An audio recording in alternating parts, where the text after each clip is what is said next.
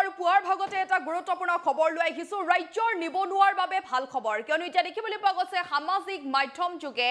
ৰাজ্যৰ মুখ্যমন্ত্ৰী ডক্টৰ হিমন্ত বিশ্ব শৰ্মাই এক ভাল খবৰ দিছে তৃতীয় আৰু চতুৰ্থ বৰ্গৰ যি আসলতে পৰীক্ষা কেতিয়া অনুষ্ঠিত হ'ব আৰু কি আৰ্হিত হে পৰীক্ষা অনুষ্ঠিত হ'ব হেয়া ইতিমধ্যে ৰাজ্যৰ মুখ্যমন্ত্ৰী গৰাকীয়ে জনাইছে সবিস্তাৰ খবৰ আপোনালোকৰ মাজলৈকে লৈ আহিছো আৰু ইতিমধ্যে আমি আপোনালোকক জনাইছো খবৰ যে এতিয়া দেখিবলৈ পোৱা গৈছে ৰাজ্যৰ মুখ্যমন্ত্ৰী ডক্টৰ হিমন্ত বিশ্ব শৰ্মাই এই কথা উল্লেখ কৰিছে আৰু তৃতীয় আৰু চতুৰ্থ বৰ্গৰ পৰীক্ষাৰ দিন ঘোষণা কৰা হৈছে 15-22-29 সেপ্টেম্বৰত অনুষ্ঠিত হ'ব তৃতীয় বৰ্গৰ পৰীক্ষা 20 আৰু 27 অক্টোবৰত অনুষ্ঠিত হ'ব চতুৰ্থ বৰ্গৰ পৰীক্ষা অসম লোকসেৱা আয়োগৰ আৰ্হিত অনুষ্ঠিত হ'ব তৃতীয় আৰু চতুৰ্থ বৰ্গৰ পৰীক্ষা অনুষ্ঠিত হ'ব আৰক্ষীৰ শাৰীৰিক পৰীক্ষা অনুষ্ঠিত হ'ব 3 অক্টোবৰত আৰু আমি জনাইছো যে সামাজিক মাধ্যম যোগে ইতিমধ্যে ৰাজ্যৰ মুখ্যমন্ত্ৰী ডক্টৰ হিমন্ত বিশ্ব শৰ্মাই ভাল খবৰ দিছে ফেচবুক লাইভ যোগে ইতিমধ্যে ৰাজ্যৰ মুখ্যমন্ত্ৰী গৰাকীয়ে এই কথা উল্লেখ কৰিছে ৰাজ্যৰ লাখ লাখ নিবনুৱাৰ বাবে এই মুহূৰ্তত এটা ভাল খবৰ আহি পৰিছে আমি জনাইছো মেধাৰ ভিত্তিতে যেতুকে এই নিযুক্তি হ'ব আৰু আমি জনাইছো যে বহাগ বিহুৰ আগতে ৩৫,০০০ নিবনুৱাই লাভ কৰিব চাকৰি আৰু সামাজিক মাধ্যম যোগে জনাইছে ৰাজ্যৰ মুখ্যমন্ত্ৰী ডক্টৰ হিমন্ত বিশ্ব শৰ্মাই আৰু ইতিমধ্যে এই কথা উল্লেখ কৰিছে ৰাজ্যৰ মুখ্যমন্ত্ৰী গৰাকীয়ে যে মেধাৰ ভিত্তিত নিযুক্তি দিয়াটো বৰ সহজ কথা নহয় কৰবাত দলৰ ক্ষতিও হয় বুলি ইতিমধ্যে এই কথা উল্লেখ কৰিছে দলৰ কাৰ্যকৰ্তায়ো দুখ কৰে দলত থাকিও চাকৰি নাপাও বুলি এনেধৰণে আসলতে ৰাজ্যৰ মুখ্যমন্ত্ৰী গৰাকীয়ে এই কথা উল্লেখ কৰিছে কিন্তু নিযুক্তি প্ৰক্ৰিয়া মেধাৰ ভিত্তিতে কৰিম সামাজিক মাধ্যম যোগে এই মন্তব্য কৰিছে ৰাজ্যৰ মুখ্যমন্ত্ৰী গৰাকীয়ে কি কৈছে সেয়া আমি আপোনালোকক জনাম তাৰ পূৰ্বে আমি আপোনালোকক জনাইছো খবৰ যে এতিয়া দেখিবলৈ পোৱা গৈছে ৰাজ্যৰ মুখ্যমন্ত্ৰী ডক্টৰ হিমন্ত বিশ্ব শৰ্মাই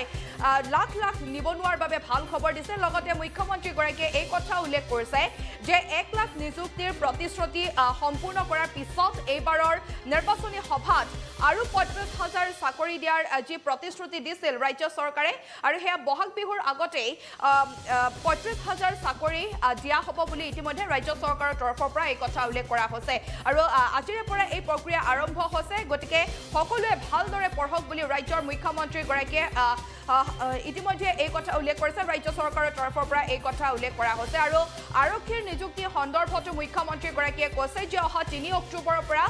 আৰক্ষীৰ শাৰীৰিক যোগ্যতাৰ পৰীক্ষা আৰম্ভ হ'ব সেইবাবে বানপানী শুকোৱাৰ পিছত খেলপথাৰবোৰ মুকলি হোৱাৰ পিছত সকলোৱে শাৰীৰিক যোগ্যতাৰ পৰীক্ষাৰ বাবে প্ৰস্তুতি আৰম্ভ কৰক বুলি ৰাজ্যৰ মুখ্যমন্ত্ৰী গৰাকীয়ে কৈছে লগতে মুখ্যমন্ত্ৰী গৰাকীয়ে এই কথা উল্লেখ কৰিছে গণিত বিভাগৰ স্থায়ী শিক্ষকৰ পদ সৃষ্টি কৰাৰ বিষয়ে চৰকাৰে সিদ্ধান্ত লোৱাৰ কথা ইতিমধ্যে জনাইছে আমি জনাইছো যে এতিয়া দেখিবলৈ পোৱা গৈছে ৰাজ্যৰ মুখ্যমন্ত্ৰী ডক্টৰ হিমন্ত বিশ্ব শৰ্মাই ভাল খবৰ দিছে নিবনুৱাৰ বাবে ভাল খবৰ দিছে যিটো সময়ত ৰাজ্যৰ লাখ লাখ নিবনুৱাই চাকৰি বিচাৰি হাবাথুৰি খাবলগীয়া হয় তেওঁলোকে বহিৰাজ্যলৈ ঢাপলি মেলে মাত্ৰ এটা চাকৰিৰ বাবে নিজৰ ঘৰ দুৱাৰ এৰি নাইবা নিজৰ পৰিয়াল এৰি আৰু বহু লোক এনেকুৱা আসলতে দেখিবলৈ পোৱা গৈছে চাকৰিৰ সন্ধানত গৈ ট্ৰেইনতে হওক নাইবা পথতে হওক যিটো গন্তব্যস্থান নোপোৱাৰ আগতে তেওঁলোক নিৰুদ্দেশ হৈ পৰে আৰু এতিয়া দেখিবলৈ পোৱা গৈছে তেনেধৰণৰ ঢাপলি মেলিবলগীয়া এইবাৰ পৰা কোনো ধৰণৰ কাৰণ নাই বহিৰাজ্যলৈ কাৰণ ৰাজ্য মুখ্যমন্ত্ৰী ডক্টৰ হিমন্ত বিশ্ব শৰ্মাই ভাল খবৰ দিছে ৰাজ্যৰ লাখ লাখ নিবনুৱাৰ বাবে ভাল খবৰ দিছে কিয়নো মেধাৰ ভিত্তিতে যেতুকে পৰীক্ষা হ'ব বুলি জনাইছে মুখ্যমন্ত্ৰী গৰাকীয়ে তৃতীয় আৰু চতুৰ্থ বৰ্গৰ পৰীক্ষাৰ দিন ঘোষণা কৰা হৈছে 15-22 আৰু 29 সেপ্টেম্বৰত অনুষ্ঠিত হ'ব তৃতীয় বৰ্গৰ পৰীক্ষা অনুষ্ঠিত হ'ব লগতে 20 আৰু 27 অক্টোবৰত অনুষ্ঠিত হ'ব চতুৰ্থ বৰ্গৰ পৰীক্ষা অসম লোকসেৱা আয়োগৰ আৰ্হিত অনুষ্ঠিত হ'ব এই পৰীক্ষা আৰু আৰক্ষীৰ শাৰীৰিক পৰীক্ষা 3 অক্টোবৰত অনুষ্ঠিত হ'ব বুলি ফেচবুক লাইভ যোগে ৰাজ্যৰ মুখ্যমন্ত্ৰী গৰাকীয়ে এই কথা উল্লেখ কৰিছে আৰু কি কৈছে মুখ্যমন্ত্ৰী গৰাকীয়ে হেয়া আমি আপোনালোকৰ মাজত লৈ আহিছো মাৰ্চ মাহ বা এপ্ৰিল বিশেষকৈ বহাগ বিহুৰ আগতে আমি শেষ কৰিব খুজিছো ছাত্ৰ ছাত্ৰীসকল যুৱক যুৱতীসকল ADRE Assam direct recruitment examination যাক আমি চমুকৈ এডিআৰই বুলি কওঁ এডিআৰইৰ গ্ৰেড 3 পোষ্টসমূহৰ পৰীক্ষা 15, 22 আৰু 29 সেপ্টেম্বৰত অনুষ্ঠিত হ'ব মই আকৌ এবাৰ কৈছো যে গ্ৰেড 3 পোষ্টসমূহৰ বাবে ইণ্টাৰভিউ 15, 22 আৰু 29 সেপ্টেম্বৰত অনুষ্ঠিত হ'ব এই পৰীক্ষা এইবাৰ লোকসেৱা আয়োগে পতা পৰীক্ষাৰ আৰ্হিত হ'ব প্ৰথমতে প্ৰিলিমিনাৰী পৰীক্ষা হ'ব তাৰ পিছত মেইনছ হ'ব আৰু মেইনছৰ পিছত আমি ভাইভা প্ৰক্ৰিয়াৰ মাজেৰে আমি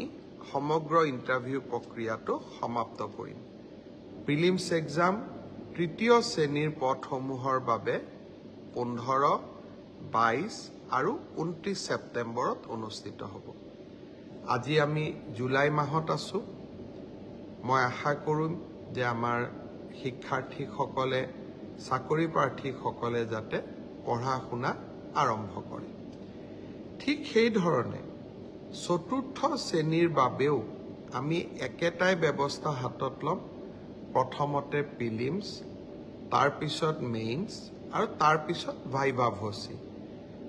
গ্ৰেড 4 বা চতুৰ্থ শ্ৰেণীৰ পদৰো প্ৰিলিমছ 20 আৰু 27 অক্টোবৰত অনুষ্ঠিত হ'ব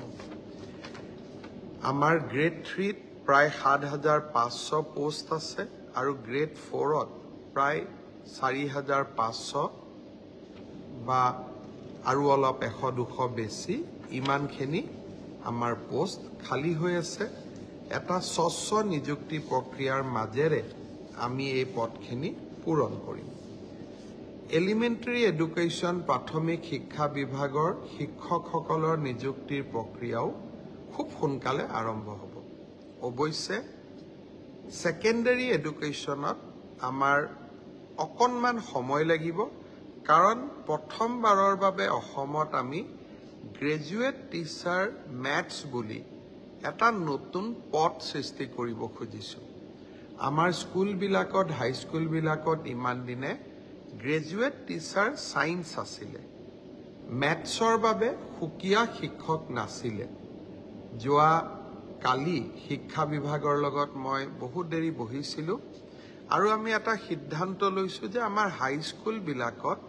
গ্ৰেজুৱেট টিচাৰ মেথছ বুলি এটা সুকীয়া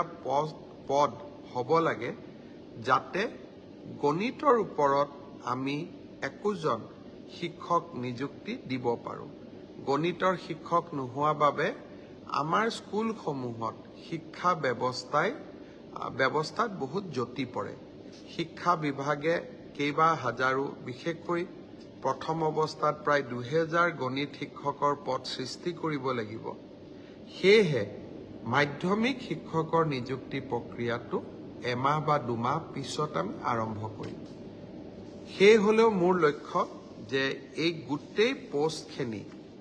গ্ৰেড 3 7600 গ্ৰেড 4ত 5000 পুলিচত 6434 এলিমেণ্টাৰী এডুকেশ্যনত 5550 গৰাকী শিক্ষক ছেকেণ্ডাৰী এডুকেশ্যনতো প্ৰায় 8000 শিক্ষক এই গোটেই অৰ্থাৎ প্ৰায় 35000 নিযুক্তি আমি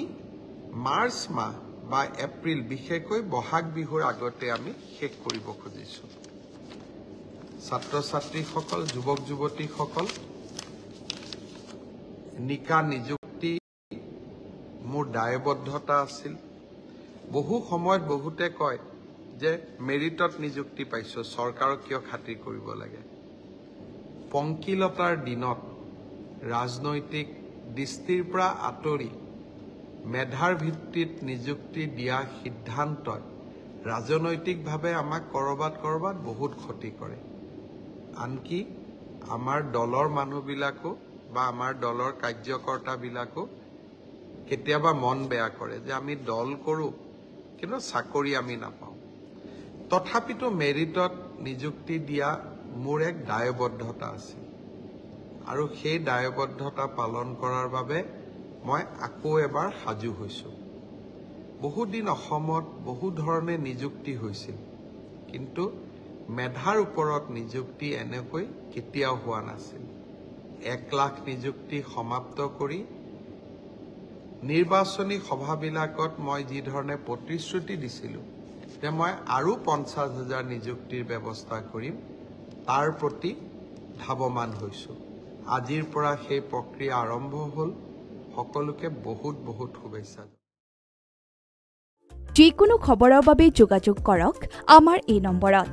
7099017330 আৰু 7099017110 যিকোনো খবৰৰ